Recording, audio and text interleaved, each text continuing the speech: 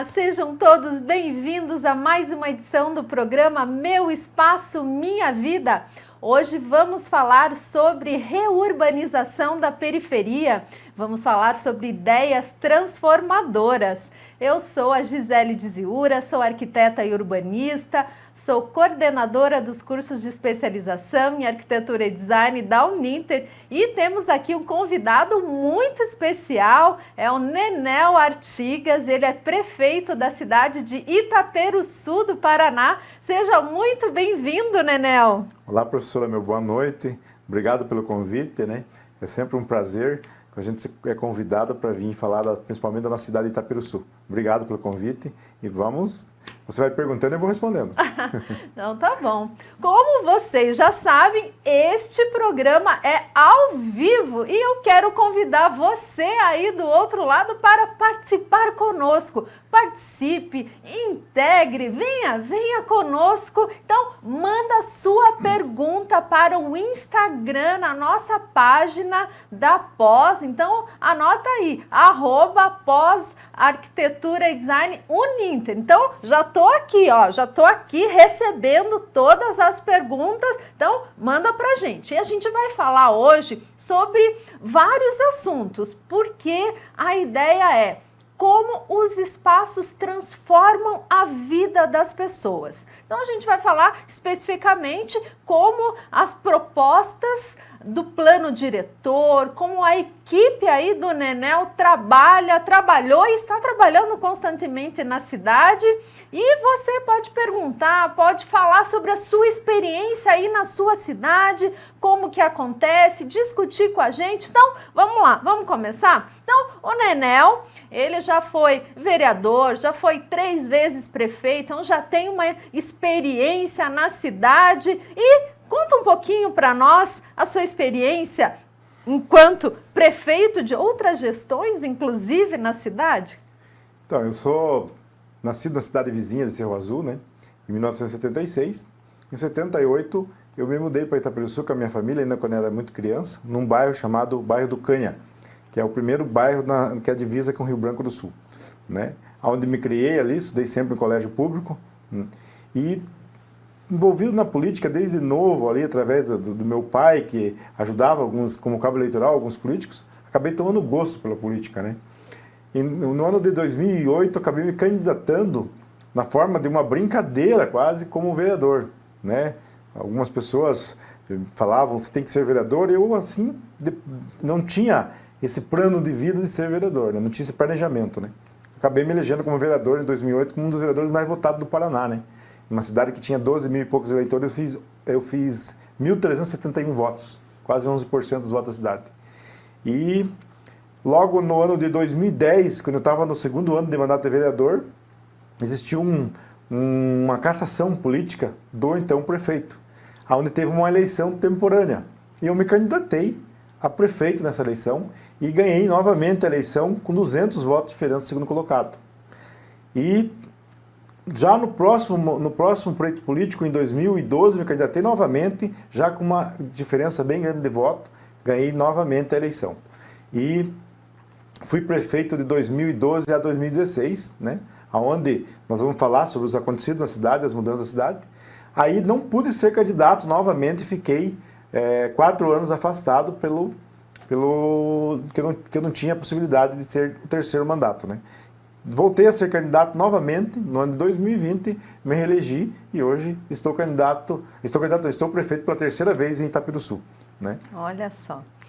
E Nenel, como que você, já que a gente vai falar sobre essa questão da reurbanização da periferia, como que você identificou essa necessidade em melhorar a periferia da cidade? Então, eu sou, como eu falei, de Cerro Azul, interior de Cerro Azul, que é um município vizinho de Itaperuçu. E quando eu saí de Cerro Azul, eu fui morar num bairro chamado Bairro do Canha. Esse bairro é o bairro mais pobre de Itaperuçu. Isso foi lá em 1978. E eu lembro que na minha casa, onde eu morei, não tinha água e nem luz. E era um bairro sem pavimentação, sem qualidade nenhuma de vida, né? Então, quando eu me elegi vereador pela primeira vez, o meu intuito era mudar a vida dessas pessoas que vivem na periferia. E, por sinal, vivem muito mal, né? Até quando você visitou a nossa cidade, eu te levei num bairro lá, você acabou presenciando o que acontece, né? Então, eu tive todo um plano político em cima do bairro mais pobre. Desde o primeiro mandato, que foi o mandato tampão, eu fiz já um trabalho num bairro onde era vizinha, onde era a casa do meu pai, que era chamado Jardim Pinheiro. Acabamos pavimentando esse bairro, canalizando as águas, né, fluviais, e com isso a gente viu naquele pequeno mandato a melhoria que deu na cidade, porque naquele bairro as pessoas já começaram a investir, melhorar as casas, né, transformar a residência delas em residências melhores, né, acabando investindo mais dinheiro no bairro, né. No segundo mandato, a gente continuou com esse trabalho. Eu peguei como foco já, desde o início do mandato, acabar com o que chamavam de favelas, né? Não pode existir isso numa cidade.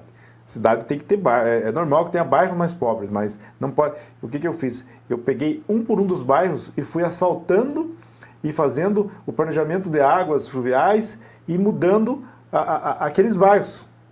E assim aconteceu. Em todos os bairros menos favorecidos, eu fiz o asfalto, onde coloquei manilhas, né? Melhoramos ali a qualidade de vida das pessoas de uma forma que foi assim, onde a gente conseguiu também depois, fazendo todos esses bairros, colocar circular gratuito na cidade, né? Até ontem fez 8 anos. Olha só, tá. Então vamos fazer um parênteses aí, porque aí você já falou, né, várias melhorias, várias questões que envolvem a cidade. Então, nós temos aí a melhoria do sistema viário, a melhoria do saneamento, a melhoria da própria habitação, do sistema de habitação. Então, são várias questões que melhoram a qualidade de vida das pessoas, né? E aí vai reverberando em outros estados, vai reverberando na qualidade de vida das pessoas, na educação, na saúde, no transporte. Então, é um conjunto de elementos que melhora a qualidade de vida das pessoas. E a gente tem algumas imagens. Vamos mostrar algumas imagens? Então, coloca lá pra gente, produção. Então, esse é o bairro da Vila Golim, né? Me parece que né? É o bairro da Vila Golim. Não, esse é o bairro do Jardim Pinheiro.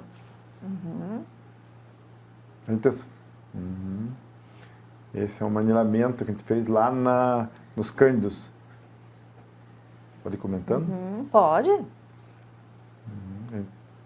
Esse é um manilamento na rua Pedro Pinheiro, que não tinha como fazer o manilamento na lateral, eu fiz no meio da rua, sabe? Para poder passar com asfalto em cima depois. E quais foram as dificuldades no decorrer do processo que vocês foram encontrando, você, tua equipe técnica? O que aconteceu foi que foi vendido de maneira irresponsável esses terrenos na cidade, né?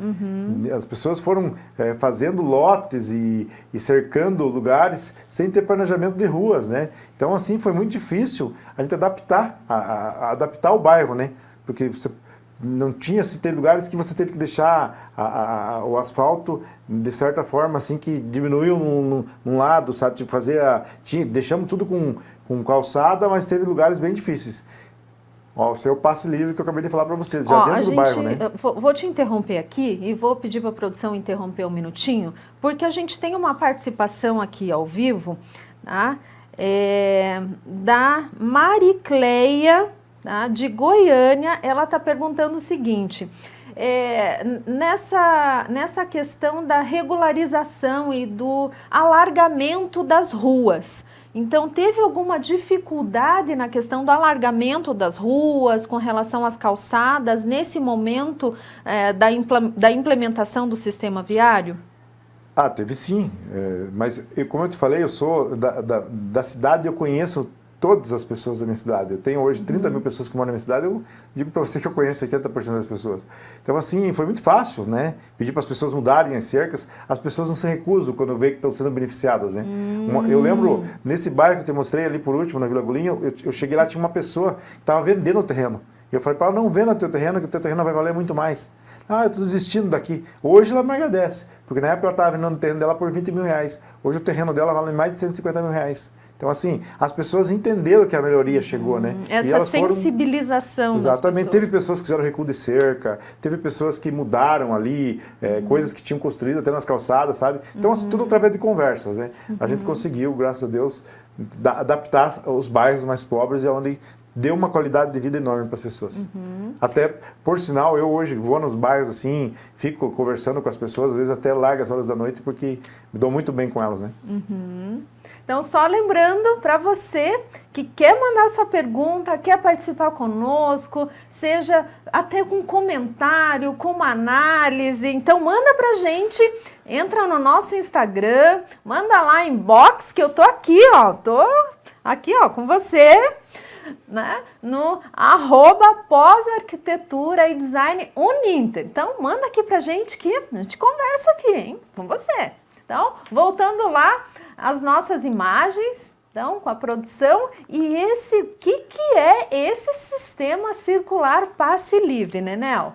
Então, o que a gente identificou na cidade, né? Que as pessoas, eu moro muito perto de Rio Branco. Rio Branco é uma cidade mais completa que Itaperuçu, porque Itaperuçu é um distrito de Rio Branco. Emancipou em 1990, né? Tem 32 anos hoje Itaperuçu.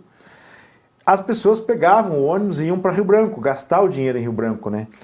As pessoas iam receber as aposentadorias em Rio Branco, já aproveitavam gastar o dinheiro. Eu identifiquei que isso estava tirando dinheiro da economia de Itaperuçu. Aí eu lancei um circular gratuito dentro da cidade, que as pessoas dos bairros elas não iam mais pagar passagem para ir para Rio Branco. E isso melhorou o comércio local, onde as pessoas podiam ter acesso mais fácil no posto de saúde, né? Podiam ter acesso mais fácil nos bancos e também no comércio local. Isso trouxe muito benefício para a cidade e durante os 4 anos que eu fui prefeito eu mantive esse passe livre, né? Ontem fez 8 anos, né? Um prefeito anterior a mim retirou o passe livre, mas eu assim que voltei já coloquei novamente. Existia antes de eu te falar do plano diretor, o que eu fiz, né? Eu pensei na minha vida, o que eu vivi e comecei a montar a cidade através do que eu vivi na minha infância, né? Até hoje, né? Depois antes de ser político, eu fui empresário, fui funcionário. Então, eu queria mudar a cidade conforme o que eu queria ter vivido na cidade, né? Então, quando eu comecei a trabalhar o plano diretor, eu tive muita resistência. Você sabe? Porque é uma cidade ainda de alguns coronéis, né? E isso, o que acontece? O plano diretor traz benefícios para a cidade, mas também traz para algumas pessoas resistência, que muda muito. São limitações, parâmetros urbanísticos. Né? Exatamente. Você tem ali limitações de área urbana, área rural, área industrial, né? E limitações de prédios, né? Você tem que tirar a GR para você ver onde você pode construir, que altura que pode ser o prédio. Então, eu tive muita dificuldade. Procurei na época, então, governador, né? E ele, que era o Beto Richa, ele me passou para o Ratinho Júnior, que hoje é governador. O Ratinho Júnior me disponibilizou, através do CEDU, um valor, né, para mim fazer o plano diretor, onde era muito pequeno esse valor, né? Mas assim me ajudou. Eu trabalhei ali com as empresas, né, de mineradoras, com as igrejas, né? A gente montou audiências públicas, né, envolvendo toda a sociedade de Itaperuçu, civil organizada, e empresas privadas, né, chamamos tudo que tem que ser feito. E durante 3 anos eu trabalhei em cima do replanejamento de Itaperuçu, né? E ao final do mandato, em 2016, eu entreguei o plano diretor para a Câmara de Vereadores. E eu pedia, por favor, para eles votarem. Mas teve resistências, né, do plano diretor, porque tinha interesses, né, de alguns empresários que acabaram segurando alguns vereadores e não deixaram votar o plano diretor. A cidade ficou aí, esses 4 anos que eu fiquei fora, atrasada sem plano diretor. E o plano diretor tentou ser mudado várias vezes, né? A incompetência de algumas pessoas em procurar se informar que não é só o prefeito que manda o plano diretor, nem só os vereadores, né? Existem os órgãos responsáveis que tem que ser a aprovação, para depois que o plano diretor ter aprovação, ser formulado conforme os órgãos responsáveis e depois mandado para aprovação da Câmara para depois começar a ser executado. Então, quando eu voltei, eles tinham tentado mudar o plano diretor e não conseguiram. Eu peguei e voltei ao modo do que eu tinha feito lá em 2016, já no ano passado, e chamei de volta as empresas ali, reajustamos algumas coisas e mandei para a Câmara de Vereadores. A Câmara de Vereadores me devolveu isso aprovado. Hoje está organizada já a Secretaria de Indústria e Comércio, onde a gente está agora aplicando o plano diretor na cidade, né? Formando as comissões e tudo, e a gente tem aí esse ano já o plano diretor que vai dar os nortes para Itaperuçu, né? Aonde que vai ser urbano, aonde que vai ser rural, aonde que vai ser industrial, enfim, vamos finalmente ter uma cidade organizada, né, e com planejamento futuro. Né? Uma cidade com 32 anos, uma das últimas do Paraná, que ainda não tinha plano diretor, mas graças a Deus, eu acho que essa parte eu estou cumprindo com a cidade de deixar isso de herança do meu mandato aí. E já que você falou em empresas, como que se dá o processo de políticas com relação a essa parceria público-privada? Veja, eu sou empresário na minha cidade desde 2002, né? Então, em 2002 eu comecei com alguns negócios e hoje eu tenho... Eu já não tenho mais, né? Que quem tem hoje é a minha filha, né? Mas assim, eu tenho muita ligação com todos os empresários da cidade, né? Hoje a economia da minha cidade é minério e madeira, né? Minério, nós temos hoje, graças a Deus, uma boa conversa com a Votorantim, que é uma das maiores empresas do Paraná. Existe uma empresa que estava parada em Itaperuçu, né, desde muito tempo atrás. A gente já está conseguindo, graças a Deus, em conversa com a Votorantim, ajustar o funcionamento dessa empresa, que acredito que vai ser a empresa que mais vai gerar emprego na cidade dentro dos próximos anos. Aí, creio eu que o ano que vem a gente consegue reabrir a Votorantim. Né? Também as mineradoras ali, os donos das empresas de minério são meus amigos também, a gente tem conversas abertas, né? Tem planejamentos, né? Para funcionar cada vez melhor essas empresas. Os madeireiros, né? Eu sou madeireiro também, então assim, a gente consegue hoje ter audiências, né? Facilmente marcadas durante o dia mesmo, né? À noite temos uma reunião, eles vão na reunião, a gente faz planejamento junto, sabe? Sobre o desenvolvimento da cidade. Claro que Itaperuçu é uma cidade ainda chamada cidade dormitório, né? Uma cidade onde 30% da população sai por dia para trabalhar na capital. Só para você ter uma ideia, a gente teve um levantamento no ano de 2016, nós tínhamos 8.000 pessoas por dia que vinham para Curitiba trabalhar. Né? Isso é bom, porque levam sustento por lá, mas também deixam aqui muito do que ganham, né? A gente acaba sofrendo impactos lá de cuidar dessas famílias, né? De cuidar da escola desses filhos, onde eles geralmente gastam aqui na capital, né? Geralmente são pouco olhados aqui pelo prefeito da capital. Para você ter uma ideia, o ponto de ônibus de Itaperuçu sempre foi no passeio público e depois mudou para a Praça 19. A gente tem brigado muito ali com o prefeito, né? Eu lembro do Gustavo Frutti, que eu procurei ele algumas vezes, agora tenho falado com o Rafael Greca também, e com o Gilson da Comec. A gente tem um planejamento de mudar isso, sabe? Eu estou acreditando muito ainda nesse mandato do Gilson aí da Comec para que a gente consiga mudar essa realidade. Mas, basicamente é isso, né? A gente tem uma cidade hoje com uma economia pequena perto de Rio Branco. Eu arrecado hoje com 30 mil pessoas, Rio Branco em torno de 33 mil pessoas, a metade do que Rio Branco arrecada. Então é difícil, mas a gente vai fazendo, né, as parcerias com o governo, com os nossos deputados, aí vai acabando tendo resultados bons, sabe, para a cidade. E com relação à nossa temática da periferia, quais são os projetos futuros? É difícil ser periferia, né? Você sabe, periferia, na verdade, a região metropolitana é uma periferia de Curitiba, né? Na verdade, não é só... Você tem ali um centro da cidade, que é o centro de Itaperuçu, mas nós não deixamos de ser uma periferia da capital. Aonde, praticamente, a segurança é muito difícil. Nós temos 2 efetivos por horário para cuidar de uma cidade de 30 mil pessoas. Geralmente, esses efetivos ainda param mais em Rio Branco e em Itaperuçu. Né? A gente vai, hoje, começar um projeto de colocar câmeras na cidade, nas entradas da cidade. A gente está ainda trabalhando muito na questão bairros, né? Eu agora acabei de fazer eu tenho 2 bairros ainda que sofrem sem asfalto. Um é o Jardim Saara e outro é o Jardim São João. E tem o Alto do Capinzal. Eu quero ver se eu consigo acabar esses bairros durante esse mandato. Mas assim, difícil, sabe? Porque é um lugar muito pobre, né? Um lugar que você tem que buscar recursos, né? Para você estar investindo lá. Eu não tenho como fazer lá um asfalto compartilhado com o cidadão que mora lá. Ele não tem condição de pagar. Então, esse ônus está ficando todo para a prefeitura. O que é isso? a irresponsabilidade de gestores anteriores, que liberaram loteamentos irregulares, né? Liberaram lá simplesmente uma assinatura num mapa lá, onde as pessoas conseguiram vender isso e eles deram números prediais para essas pessoas e as pessoas foram lá e ficaram ricos vendendo esses terrenos e o ônus ficou para quem? Para o município. Hoje esse dinheiro que nós estamos aplicando nessas periferias, nós podíamos estar aplicando em melhor qualidade de vida para as pessoas.